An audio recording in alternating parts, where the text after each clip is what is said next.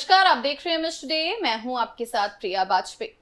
राजधानी लखनऊ में तमाम ऐसे अस्पताल थे जिनका नाम कोविड काल में वाद विवाद से रहा, जिन्होंने कोरोना काल में मरीजों से मोटी रकम ऐठी और कोरोना काल का फायदा उठाया। वहीं राजधानी लखनऊ के महानगर स्थित Midland health care research and centre एक ऐसा अस्पताल था जिसका नाम किसी भी तरीके से इस वाद विवाद में नहीं रहा। तो इसलिए मिस्टर डे ने चुना है इस अस्पताल को और बात करेंगे यहाँ के प्रमुख डॉक्टर बीपी सिंह से, जो चेस्ट स्पेशलिस्ट भी हैं, और साथ ही साथ जानेंगे कोरोना काल लखनऊ और पूरे भारत में उसकी स्थिति क्या है। कोरोना काल के 2 वेव्स निकल चुकी हैं, तीसरी वेव कितनी अलग है इन दोनों वेव से। चलिए सीधे जुड़ते हैं डॉक्टर विपिन सिंह से। सर, कैसे हैं आप? बहुत अच्छे हैं सर। सबसे बड़ा सवाल तो ये है कि 2 वेव्स तो निकल चुकी हैं, फर्स्ट और सेकेंड, लेकिन थर्ड वेव कितनी अलग है? ये अपने आप में जो पहले की 2 वेव थी उससे कई मानों में अलग है, क्योंकि मुख्य रूप से ये वेव जो है कोरोना का वो वेरिएंट जिसको ओमिक्रॉन के नाम से लोग जानते हैं, प्रीडोमिनेंटली उसकी वजह से है। हालांकि जो पहले की जो वेव्स थी, डेल्टा और सबसे पहले अल्फ़ा आया, फिर डेल्टा आया, और डेल्टा बहुत ही ख़तरनाक था और बहुत सारे मरीजों की उसने जान ली, जो कि मृत्यु का एक बहुत बड़ा कारण था। अब ये जो तीसरी वेव चल रही है इस वक्त, जिसकी कि एक्सपेक्टेशन है कि पीक जो है इस महीने के अंत में इस प्रदेश में होगी, वो जो है ओमिक्रॉन की वजह से है। ये फ़र्क पहले के 2 वेव से इस तरीके से है कि ये थोड़ा हल्के रूप में है कि ज़्यादातर मरीजों को सर्दी जुकाम और गले की खराश के रूप में है, और इस तरीके से बहुत ज़्यादा और बहुत हाई ग्रेड फीवर नहीं आ रहा है लोगों को, और दूसरे कॉम्प्लिकेशंस भी नहीं हैं। अगर जिसको कि इन्फेक्शन हुआ है उसमें और कोमॉर्बिडिटीज़ नहीं हैं, साथ में और बीमारियां नहीं हैं, तो उनमें ये गंभीर नहीं है उस तरीके से। लेकिन सर, सबसे बड़ा सवाल ये है कि लोगों को नॉर्मल फ्लू हो रहा है, जैसे किसी को कफ है, खांसी है, जुकाम है, वो कोविड और उसमें फर्क नहीं कर पा रहे हैं। तो हम फर्क कैसे समझे, क्योंकि इसके बीच एक पतली सी लाइन है। आप डॉक्टर हैं, आप काफी अच्छे तरीके से बता पाएंगे। तो डॉक्टर, फर्क क्या है? देखिए, नॉर्मल फ्लू और कोविड के फ्लू में इस वक्त पहचान पाना ज़रा मुश्किल है, कारण कि ये जो ओमिक्रॉन का इन्फेक्शन है ये भी गले में खराश, जुखाम, नाक का बहना और हल्के बुखार के साथ आता है। तो ये फ्लू में भी यही सारे लक्षण हैं, तो इसलिए अभी पहचानना मुश्किल है। इसके लिए सबसे अच्छा तरीका कोविड का टेस्ट करा लें, RT-PCR करा सकते हैं या कोविड एंटीजन से टेस्ट कर सकते हैं, और उसके द्वारा ही पता लगा सकते हैं कि ये कोविड है या नहीं है। जैसे आपने सर टेस्ट की बात की, लेकिन टेस्ट में भी ये चीज साफ नहीं हो रही है कि पेशेंट को कोविड है या नहीं है, क्योंकि उसको खांसी जुकाम तो है, उसको लग रहा है कि उसके सिम्टम्स हैं, लेकिन टेस्टिंग के दौरान वो चीज नहीं निकल के आ रही है। नहीं, ज़्यादातर में ये है कि ज़रूर कि पहली बार RT-PCR ज़्यादातर को पॉजिटिव आता है, कुछ मरीजों में बीमारी रहने के बाद भी नहीं आता। अगर संदेह है, शक है, घर में और लोगों को कोविड हो चुका है, उसके संपर्क में हैं आप, तो फिर आपको दोबारा एक टेस्ट कराने की ज़रूरत है, और उसके द्वारा आप कंफर्म कर सकते हैं। वरना जब अगर शंका है कोविड की और नेगेटिव टेस्ट आ रहा है, तब भी अपने को आप बचाव रखें, आइसोलेट रखें, और कोविड अप्रोप्रिएट बिहेवियर को फॉलो करें। जैसे आपने बोला एप्रोप्रिएट बिहेवियर, तो सर वो एप्रोप्रिएट बिहेवियर क्या हो सकता है? लोग सिर्फ सोशल डिस्टेंसिंग मेंटेन कर रहे हैं या घर में खुद को बंद कर ले रहे हैं, लेकिन इसके अलावा भी कोई ऐसी चीज है जो लोग फॉलो करें, जैसे कोई प्रिकॉशन? हाँ, कोविड अप्रोप्रिएट बिहेवियर से मतलब ये है कि जिसमें 3 बातें मुख्य हैं। एक तो मास्किंग, दूसरा अपना जो है कि 6 फीट की दूरी दूसरे से बना के रखना है, और तीसरा सैनिटाइजेशन। हैंड सैनिटाइजेशन अपना करते रहना है। किसी भी चीज़ को आप छूते हैं उसके बाद सैनिटाइज़र का प्रयोग करें। हाथ को या साबुन से हाथ धोएं 20 सेकेंड तक। सैनिटाइजेशन के लिए भी सर एक गाइड WHO ने बोला था कि सैनिटाइजेशन भी एक्सेस यूज इसका खतरनाक साबित हो सकता है। तो कैसे चयन करें कि कौन सा सैनिटाइजर यूज करें, क्योंकि अल्कोहल वाला सैनिटाइजर को ज्यादा प्रेफरेंस मिला था। जी, WHO के हिसाब से 70% मिनिमम अल्कोहल होना चाहिए सैनिटाइजर में, वही प्रभावकारी है कोरोना के खिलाफ। तो इसलिए जब भी सैनिटाइज़र का आप चुनाव करें तो ये देखें कि उसमें मुख्य रूप से मिनिमम 70% अल्कोहल है। साथ में सैनिटाइज़र में थोड़ा मॉइस्चराइजर की भी आवश्यकता है, अगर बार बार आपको हाथ धोना पड़ता है। तो ऐसे में उस तरीके के जो आप सैनिटाइज़र चुनते हैं तो उसमें इन बातों का ख्याल रखें। जाड़े का समय है, और या साबुन से हाथ धो सकते हैं बार बार, वो भी आपके लिए उतना ही सुरक्षा प्रदान करता है जितना कि सैनिटाइज़र। जैसे आपने पहले बताया कि डेल्टा और ओमिक्रॉन में अपने बात करी, दोनों में फर्क क्या है? जैसे क्या अभी भी इस मौसम में लोगों को डेल्टा वायरस हो सकता है, या फिर सिर्फ वो ओमिक्रॉन के ही पेशेंट कहलाएंगे? नहीं, ये बात बहुत महत्वपूर्ण है, क्योंकि डेल्टा की जो सेकेंड वेव अप्रैल मई 2021 में आई, उसने कहर बरपाया, और उसकी वजह से बहुत सारी मौतें हुई पूरे देश में, और साथ में ऑक्सीजन की कमी, बेड्स की कमी और दवाओं की कमी से सबको जूझना पड़ा। तो ये इस वक्त जो है, जो थर्ड वेव जो कोविड की इसको कह रहे हैं चल रही है, ये मुख्यतया ओमिक्रॉन है। अभी ये कहते हैं कि ऑलमोस्ट ज़्यादातर मरीज ओमिक्रॉन से रिप्लेस हो गया है डेल्टा का, लेकिन कुछ हिस्सों में कुछ मरीज डेल्टा के भी हैं, मतलब पूरे देश में, लेकिन ज़्यादातर अब ओमिक्रॉन में कन्वर्ट हो गया है। लक्षण डेल्टा में जो सबसे बड़ा था कि खांसी, बुखार, सीने में दर्द, सांस का फूलना और ऑक्सीजन की कमी। ओमिक्रॉन में गले में खराश, जुखाम, नाक का बहना और ज़्यादातर लोगों को हल्का बुखार है, और ऑक्सीजन की कमी देखने को नहीं मिल रही है ओमिक्रॉन में। जैसे आपने बताया कि ब्रीथिंग प्रॉब्लम हो रही है लोगों को, आप एक चेस्ट स्पेशलिस्ट भी हैं, लंग्स के बारे में भी आपको अच्छी नॉलेज है। सर ये बताइए कि ब्रीथिंग प्रॉब्लम क्या लोगों को सिर्फ कोविड टाइम में हो रही है, और जिसका एस्थमेटिक पेशेंट्स को अक्सर ब्रेथलेस प्रॉब्लम होती है, तो फर्क कैसे करें कि आप कोविड की वजह से आपको ब्रेथलेस प्रॉब्लम है, या जो आपके अंदर रेगुलर जो एस्थमेटिक पेशेंट्स है उनको ये है? हाँ, तो एस्थमा का जो सिम्टम है वो तो ये है कि जैसे मौसम के बदलाव के साथ सांस फूलता है, सर्दी जुकाम हुई या कोई ट्रिगर के एक्सपोजर से हुआ तो उसमें सांस फूल जाता है। ट्रिगर जो है वो एलर्जन हो सकता है, किसी चीज़ जिससे आपको एलर्जी, उसका एक्सपोजर हो, धूल, गर्दा, धुआं, महक, इन सब चीज़ों से बढ़ सकता है। कई बार वायरल इन्फेक्शन से भी हो जाता है। तो अगर किसी को कोविड होगा और एस्थमा का मरीज है तो उसमें एस्थमा की सीवियरिटी बढ़ जाती है। तो उसको थोड़ा सा ये पहचानना कि अगर कोविड की वजह से है तो कोविड के लक्षण साथ में होंगे, कि मरीज को बुखार होगा, नाक बहेगी, छींकें आएंगी, गला खराश होगा, और साथ में उसको जो है अपना जो सांस फूल रहा है पहले से उसमें बढ़ोतरी हो जाएगी। तो ये जो है अपने आप में एडिशन है और उसको बढ़ा देगा ये।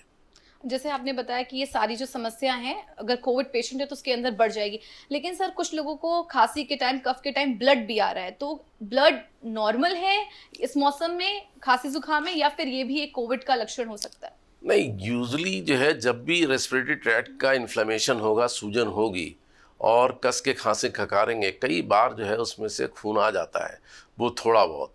लेकिन ज़्यादा खून आता है या जब भी खून आता है, इसमें चिकित्सक को दिखाकर इसका जो है शंका समाधान करना ज़रूरी है कि यह क्यों आया, और उसके बारे में उचित राय लेकर इलाज करने की आवश्यकता है।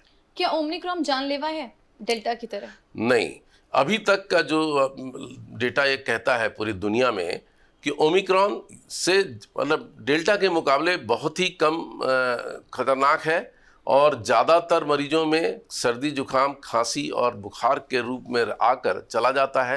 हालांकि जिन मरीजों में जिनको की बहुत सारी बीमारियां हैं, जैसे अनकंट्रोल्ड डायबिटीज़ है, किसी को सांस की पुरानी बीमारी है, या किडनी डिजीज़ है, हार्ट की डिजीज़ है, या किसी वजह से ऐसी दवा चल रही है जिससे आपकी इम्यूनिटी प्रभावित है, जैसे कि कुछ ऑटो इम्यून डिजीज़ हैं, किसी को कैंसर की कीमोथेरेपी चल रही है, तो इस तरीके के मरीजों में अगर ओमिक्रॉन होता है तो इसके गंभीर होने की आशंका रहती है, और इसमें मतलब मृत्यु का भी खतरा बढ़ सकता है। जैसे डेथ रेट की आपने कहा कि डेथ बढ़ सकती है, लेकिन WHO की सर एक स्टडी सामने आई थी जिसमें बोला गया था कि ओमिक्रॉन से डेथ रेट नहीं होगा, इन्फेक्शन बढ़ जाएगा। तो ऐसा क्यों है कि ओमिक्रॉन हमको मौत के करीब नहीं ले जा रहा, लेकिन हाँ इन्फेक्शन रेट को हमारे बढ़ा रहा है? हाँ, ये जो है ओमिक्रॉन जो है ये इन्फेक्टिव बहुत है। जो डेल्टा या पुराना जो हमारा अल्फ़ा वेरिएंट था उसके मुकाबले ये 5 से 6 गुना ज़्यादा इन्फेक्शस है। लेकिन ज़्यादातर मरीजों में, जैसा पहले भी मैंने कहा, कि ये मतलब माइल्ड फॉर्म में, यानी गले में खराश, खांसी, जुकाम और हल्के फीवर के रूप में रहता है और अपने आप ख़त्म हो जाता है।